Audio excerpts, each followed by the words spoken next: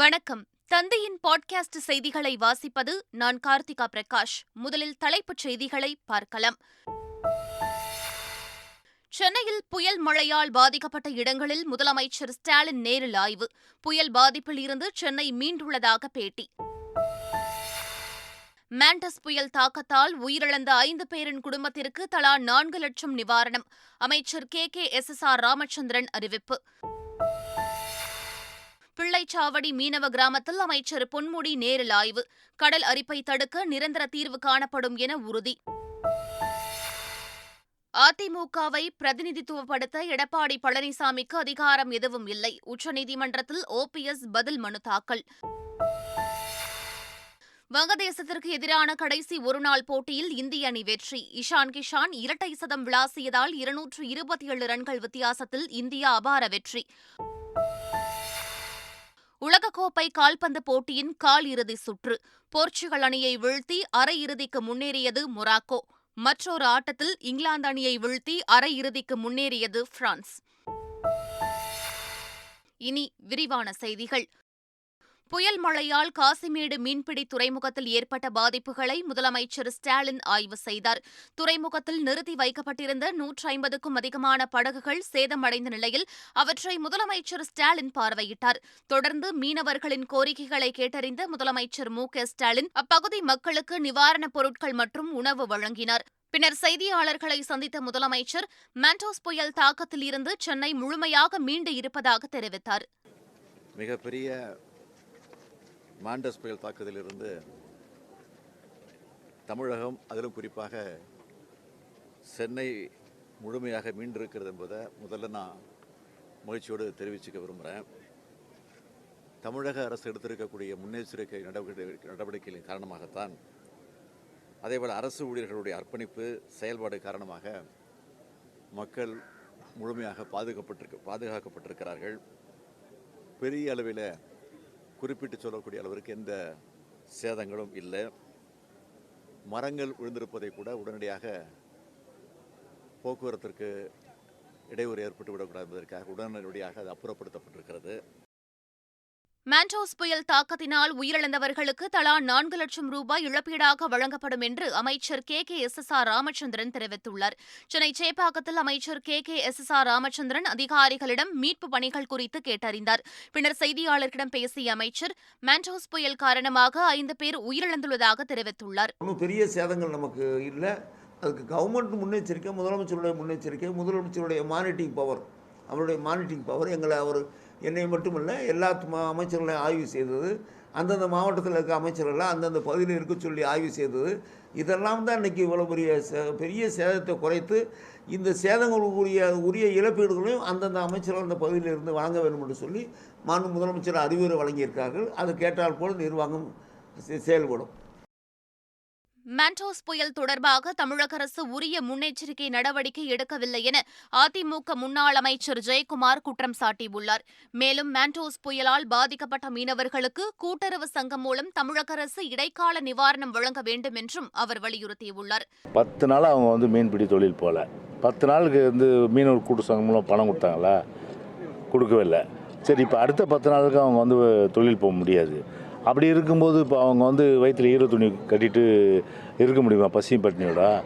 அதுக்கு என்ன பண்ணோம், உடனடியாக கூட்டுறவு சங்கத்து மூலமாக ஒரு இடைக்கால நிவாரணம் சொல்லிட்டு ஒவ்வொரு கூட்டு சங்கத்துக்கு ஒரு 10,000 ரூபா அதுதான் சிஸ்டம் பண்ணி வச்சுருக்கோமே. நாங்கள் தான் ஆண்கள் கூட்டுறவு சங்கத்தில் 2 லட்சம் பேர் உறுப்பினர் இருக்காங்க. பெண்கள் கூட்டுறவு சங்கத்தில் மகளிர் கூட்டுறவு சங்கம் ஒரு 2 லட்சம் பேர் இருக்காங்க. ஒரு 10,000 போட்டோம்னா அவங்க பாட்டு சந்தோஷமாக இருப்பாங்கள்ல. சென்னை மெட்ரோ ரயில் நிலையங்களில் மாண்டோஸ் புயலால் ஏற்பட்ட சேதம் 3,50 கோடி ரூபாய் என கணக்கிடப்பட்டுள்ளது. 41 மெட்ரோ நிலையங்களில் 4 குழுக்கள் சென்று தற்காலிக சேத மதிப்பை ஆய்வு செய்துள்ளதாகவும் 3,45 லட்சம் ரூபாய் மதிப்பீட்டில் சேதம் ஏற்பட்டுள்ளதாகவும் மெட்ரோ ரயில் நிர்வாகம் தெரிவித்துள்ளது. சீரமைப்பு பணிகளை விரைந்து மேற்கொள்ள நடவடிக்கை எடுக்கப்படுவதாகவும் தெரிவிக்கப்பட்டுள்ளது. விழுப்புரம் மாவட்டம் பிள்ளைச்சாவடி மீனவ கிராமத்தில் ஏற்பட்டுள்ள பாதிப்புகளை உயர்கல்வித்துறை அமைச்சர் பொன்முடி ஆய்வு செய்து பாதிக்கப்பட்டுள்ள மக்களுக்கு நிவாரண உதவிகளை வழங்கினார். பின்னர் செய்தியாளர்களிடம் பேசிய அமைச்சர் பொன்முடி, கடல் அரிப்பால் பாதிக்கப்பட்டுள்ள பிள்ளைச்சாவடி மீனவ கிராமத்தில் 14.5 கோடியில் மீன் இறக்குதளம் மற்றும் கடல் அரிப்பை தடுக்கும் பணிகளுக்கு ஆணை பிறப்பிக்கப்பட்டுள்ளதாக தெரிவித்தார். தூண்டில் வளைவு வேண்டும் என்று கேட்டார்கள்.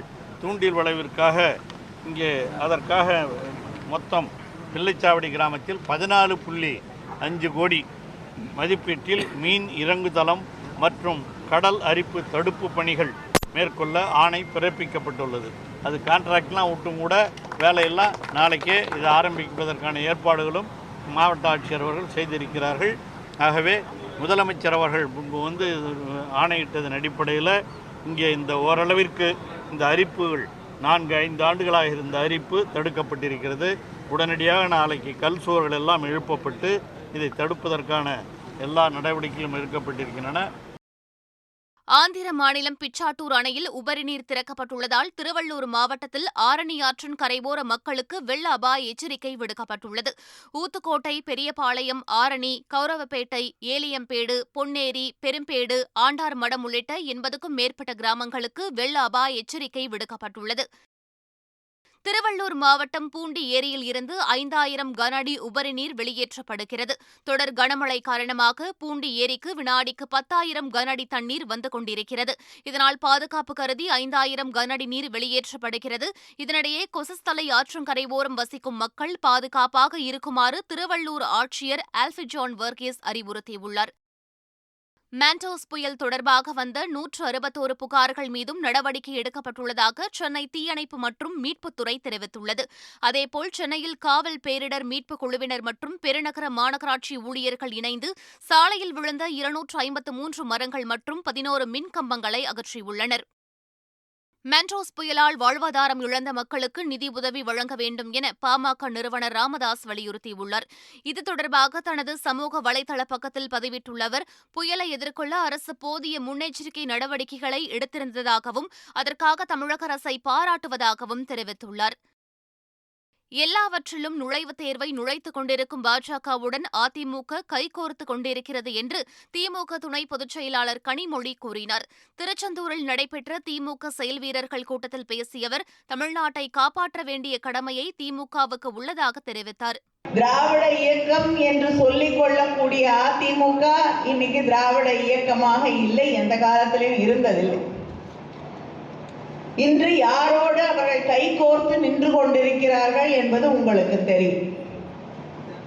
நம்ம வீட்டு பிள்ளைங்க படிக்கக்கூடாது, நம்ம வீட்டு பிள்ளைங்க டாக்டர் ஆகக்கூடாது, நம்ம வீட்டு பிள்ளைங்க கல்லூரிக்கு போய் படித்து ஒரு நல்ல நிலைமைக்கு வரக்கூடாது என்று எல்லாத்திலையும் நுழைவுத் தேர்வை கொண்டு வந்து நுழைத்து கொண்டிருக்கக்கூடிய பாஜகவோடு கைகோர்த்து கொண்டிருக்கிறார்கள். அதிமுக பொதுக்குழு தொடர்பான வழக்கில் முன்னாள் முதலமைச்சர் ஓ பன்னீர்செல்வம் உச்சநீதிமன்றத்தில் பதில் மனு தாக்கல் செய்துள்ளார். அந்த மனுவில் பொதுச் செயலாளர் தேர்தலுக்கு விதிக்கப்பட்டுள்ள இடைக்கால தடையால் இபிஎஸ் விரக்தி அடைந்துள்ளதாகவும் உச்சநீதிமன்றத்தின் இடைக்கால உத்தரவை மீற இபிஎஸ் அவசரம் காட்டுவதாகவும் ஓபிஎஸ் குறிப்பிட்டுள்ளார். நாடாளுமன்ற தேர்தலில் திமுகவுடன் கூட்டணி வைப்பதா வேண்டாமா என்பது குறித்து கட்சித் தலைவர் கமல்ஹாசன் முடிவு செய்வார் என்று மக்கள் நீதி மய்யம் கட்சியின் துணைத் தலைவர் மௌரியா தெரிவித்துள்ளார். சென்னையில் செய்தியாளர்களிடம் பேசிய அவர், தேர்தல் நெருங்கும்போது கூட்டணி குறித்து பேசுவோம் என்று தெரிவித்தார்.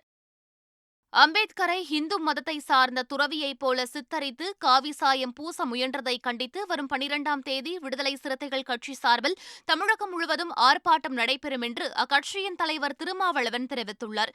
சென்னையில் செய்தியாளர்களை சந்தித்த அவர் இதனை தெரிவித்தார். தமிழ்நாடு முழுவதும் அனைத்து மாவட்ட தலைநகரங்களிலும் விடுதலை சிறுத்தைகள் கட்சியின் சார்பில் கண்டன ஆர்ப்பாட்டம் நடத்த இருக்கிறோம். புயல் மழையை ஒட்டி ஒரு நாள் கடலோர மாவட்ட பகுதிகளில் தள்ளி நடத்துவதாக இருந்தாலும் திட்டமிட்டவாறு அங்கேயும் நடக்கும் என்பதையும் தெரிவித்துக் கொள்கிறேன்.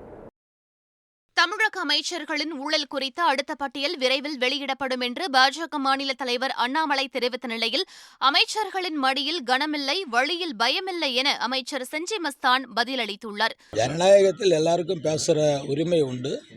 அதிலும் குறிப்பாக அவர் சொல்லுகிறாருன்னா முதல்ல வரட்டும், சொல்லட்டும். அதுக்கேற்ற மாதிரி நடவடிக்கைகள் மேற்கொள்வதற்கு தயாராக எப்போவுமே திராவிட முன்னேற்றக் கழகம், அதிலும் முத்தமிழ் அறிஞர் கலைஞருடைய மகன் தளபதி மு.க. ஸ்டாலின் தலைமையில் உள்ள அமைச்சர்கள் மடியில் கனம் இல்லை, வழியில் பயம் இல்லை. அவர்கள் சொல்லுவது முதல்ல வரட்டும், பூனைக்குட்டி வெளியே வரட்டும். அதுக்கேற்ற மாதிரி நாங்கள் பதில் சொல்கிறோம். குற்றவாளிகளை முகத்தை வைத்தே கண்டுபிடிக்கும் சாப்ட்வேரை தமிழக போலீசார் பயன்படுத்த தொடங்கியுள்ளதாக டிஜிபி சைலேந்திரபாபு தெரிவித்துள்ளார். கோவையில் செய்தியாளர்களை சந்தித்த அவர், கேரளாவில் இருந்து மருத்துவ கழிவுகள் தமிழகத்தில் கொட்டுவதை தடுக்க 6 இடங்களில் செக் போஸ்ட் அமைக்கப்பட்டுள்ளதாகவும் டிஜிபி தெரிவித்துள்ளார். கேரளாவிலிருந்து வரக்கூடிய இந்த பயோ மெடிக்கல் வேஸ்ட் அதை தடுக்கிறதுக்கு 6 இடத்துல செக் போஸ்ட் அமைச்சு நம்ம குறிப்பாக இந்த தென்காசி பகுதி, பொள்ளாச்சி பகுதி, கன்னியாகுமரி போன்ற பகுதிகளில் கண்காணிக்கிறோம். அது இல்லாமலும் மாண்புமிகு முதலமைச்சர் அவங்க ஏற்கனவே சட்டசபையில் அனௌன்ஸ் பண்ணிட்டு இருக்கக்கூடிய இந்த டோல்கேட்ஸ், முக்கியமான டோல்கேட்ஸில் வந்து நவீன கேமரா பொருத்தக்கூடிய ஒரு திட்டம் இப்போ தயார் நிலையில் இருக்குது. புதிய மின்சார மசோதாவை மத்திய அரசு கைவிட வேண்டும் என மின்துறை பணியாளர்கள் கூட்டமைப்பு வலியுறுத்தியுள்ளது. நாமக்கல்லில் செய்தியாளர்களிடம் பேசிய அந்த சங்கத்தின் நிர்வாகிகள், ஆதார் எண்ணுடன் மின் எண்ணை இணைப்பதற்கு வரவேற்பு தெரிவித்தனர். இதேபோன்று விவசாய மின் இணைப்புக்கு மீட்டர் பொருத்த வேண்டும் என்றும் வலியுறுத்தினர். பள்ளி மாணவர்களுக்கான அரையாண்டு தேர்வு அட்டவணை வெளியிடப்பட்டுள்ளது. அதன்படி தமிழகம் முழுவதும் 10, 11 மற்றும் 12ஆம் வகுப்பு மாணவர்களுக்கான அரையாண்டு தேர்வுகள் வரும் 16ஆம் தேதி தொடங்கி 23ஆம் தேதி வரை நடைபெறவுள்ளது. சென்னையில் 9 மற்றும் 10ஆம் வகுப்பு மாணவர்களுக்கான தேர்வுகள் வரும் 16ஆம் தேதி தொடங்கி டிசம்பர் 23ஆம் தேதி வரை நடைபெறுகிறது. மனித உரிமைகளின் பாதுகாவலராக முதலமைச்சர் ஸ்டாலின் அரசு உள்ளதென அமைச்சர் ரகுபதி தெரிவித்துள்ளார். சென்னையில் நடைபெற்ற சர்வதேச மனித உரிமைகள் தின விழா நிகழ்ச்சியில் பேசிய அவர் இதனை தெரிவித்தார். சட்டத்தின் பலன் ஏழை எளிய மக்களுக்கு கிடைக்க செய்வதற்கான மக்களின் அரசாக தமிழக அரசு விளங்குவதாகவும், சட்டங்களை நவீனப்படுத்த அனைத்து மாவட்டங்களிலும் சட்டக்கல்லூரிகள் தொடங்க உள்ளதாகவும் அமைச்சர் ரகுபதி குறிப்பிட்டார். தூத்துக்குடி ஸ்டெர்லைட் ஆலை தொடர்பாக சமூக வலைதளங்களில் வரும் வதந்திகளை பொதுமக்கள் நம்பி அச்சப்பட தேவையில்லை என்று மாவட்ட ஆட்சியர் செந்தில்ராஜ் தெரிவித்துள்ளார். ஸ்டெர்லைட் எதிர்ப்பு கூட்டமைப்பை சார்ந்த நிர்வாகிகள் மட்டும் வரும் 12ஆம் தேதி தங்களுடைய கோரிக்கைகளை வந்து மனு அளிக்கலாம் என்றும், கூட்டமாக வருவதை தவிர்க்க வேண்டும் என்றும் ஆட்சியர் கேட்டுக் கொண்டுள்ளார். NLC நிர்வாகம் கையகப்படுத்திய நிலங்களுக்கு 25 லட்சம் ரூபாயை கூடுதலாக நில உரிமையாளர்களுக்கு வழங்கியுள்ளது. வேளாண்மை மற்றும் உழவர் நலத்துறை அமைச்சர் MRK பன்னீர்செல்வம் NLC நிர்வாகத்திடம் பேச்சுவார்த்தை நடத்தியதைத் தொடர்ந்து 17 விவசாயிகளுக்கு 25 லட்சம் ரூபாய் இழப்பீடாக வழங்கப்பட்டுள்ளது. இதற்காக அமைச்சர் MRK பன்னீர்செல்வத்திற்கு விவசாயிகள் நன்றி தெரிவித்துள்ளனர். மகாராஷ்டிராவில் 75,000 கோடி ரூபாய் மதிப்பிலான தேசிய திட்டங்களுக்கு பிரதமர் நரேந்திர மோடி அடிக்கல் நாட்டி நாட்டிற்கு இன்று அர்ப்பணிக்கிறார். அதேபோல் கோவாவில் 3 தேசிய ஆயுர்வேத நிறுவனங்களை திறந்து வைக்கும் பிரதமர் 2,870 கோடி ரூபாய் மதிப்பீட்டில் கட்டப்பட்டுள்ள சர்வதேச விமான நிலையத்தை இன்று தொடங்கி வைக்கிறார். மனித உரிமைகளை மேம்படுத்த கூர் உணர்ச்சியும் இரக்கமும் அவசியம் என குடியரசுத் தலைவர் திரௌபதி முர்மு வலியுறுத்தியுள்ளார். டெல்லியில் தேசிய மனித உரிமை ஆணையத்தின் சார்பில் மனித உரிமை நாள் விழா நடைபெற்றது. இதில் பங்கேற்ற குடியரசுத் தலைவர் திரௌபதி முர்மு, உங்களை எப்படி நடத்த வேண்டும் என்று எண்ணுகிறீர்களோ அது போல பிறரை நடத்த வேண்டும் என்பதிலேயே மனித உரிமை அடங்கியுள்ளது என தெரிவித்தார். ஹிமாச்சல மாநிலத்தில் முதலமைச்சராக சுக்விந்தர் சிங் சுக்கோவும் துணை முதலமைச்சராக முகேஷ் அக்னிஹோத்ரியும் இன்று காலை 11 மணியளவில் பதவியேற்க உள்ளனர். குஜராத்தின் முதலமைச்சராக மீண்டும் பூபேந்திர பட்டேல் தேர்வு செய்யப்பட்டுள்ளதை அடுத்து நாளை காலை 11 மணியளவில் அவர் பதவியேற்பார் என அறிவிக்கப்பட்டுள்ளது. அவருடன் சேர்ந்து 18 பேர் அமைச்சர்களாக பொறுப்பேற்க உள்ளனர். வங்கதேசத்திற்கு எதிரான 3வது ஒருநாள் போட்டியில் 227 ரன்கள் வித்தியாசத்தில் இந்தியா அபார வெற்றி பெற்றது. சட்டோகிராமில் நடந்த போட்டியில் முதலில் பேட் செய்த இந்திய அணி 50 ஓவர்களில் 8 விக்கெட் இழப்பிற்கு 409 ரன்கள் குவித்தது. இஷான் கிஷன் 210 ரன்களும், விராட் கோலி 113 ரன்களும் விளாசினர். அடுத்து ஆடிய வங்கதேச அணி இந்திய அணியின் அபார பந்துவீச்சை தாக்குப்பிடிக்க முடியாமல் 182 ரன்களுக்கு சுருண்டது. ஏற்கனவே முதல் 2 போட்டிகளில் வெற்றி பெற்ற வங்கதேசம் தொடரை கைப்பற்றியுள்ள நிலையில் இந்த வெற்றி இந்திய அணிக்கு ஆறுதல் வெற்றியாக அமைந்துள்ளது. கால்பந்து உலகக்கோப்பை தொடரில் அர்ஜென்டினா அணி அரையிறுதிக்கு தகுதி பெற்றதை அந்நாட்டு ரசிகர்கள் ஆடிப்பாடி உற்சாகமாக கொண்டாடினர். அதேபோல் போர்ச்சுகல் அணியை வீழ்த்தி மொராக்கோ அரையிறுதிக்கு முன்னேறியது. மற்றொரு ஆட்டத்தில் இங்கிலாந்து அணியை 2-1 என்ற கோல் கணக்கில் வீழ்த்தி பிரான்ஸ் அணி அரையிறுதிக்கு முன்னேறியுள்ளது. கால்பந்து உலகக்கோப்பை தொடரின் பரபரப்பான கால் இறுதி ஆட்டத்தில் குரோஷியாவிடம் தோல்வியடைந்து பிரேசில் வெளியேறியது. பிரேசில் அணி தோல்வியடைந்ததை தாங்க முடியாமல் நட்சத்திர வீரர் நெய்மர் மைதானத்திலேயே கண்ணீர் சிந்தினார். மைதானத்தை விட்டு கண்ணீர் சிந்தியபடி நெய்மர் வெளியேறியது ரசிகர்கள் மத்தியில் உருக்கத்தை ஏற்படுத்தியுள்ளது. மீண்டும் தலைப்புச் செய்திகள். சென்னையில் புயல் மழையால் பாதிக்கப்பட்ட இடங்களில் முதலமைச்சர் ஸ்டாலின் நேரில் ஆய்வு. புயல் பாதிப்பில் இருந்து சென்னை மீண்டுள்ளதாக பேட்டி. மாண்டஸ் புயல் தாக்கத்தால் உயிரிழந்த 5 பேரின் குடும்பத்திற்கு தலா 4 லட்சம் நிவாரணம். அமைச்சர் KKSSR ராமச்சந்திரன் அறிவிப்பு. பிள்ளைச்சாவடி மீனவ கிராமத்தில் அமைச்சர் பொன்முடி நேரில் ஆய்வு. கடல் அரிப்பை தடுக்க நிரந்தர தீர்வு காணப்படும் என உறுதி.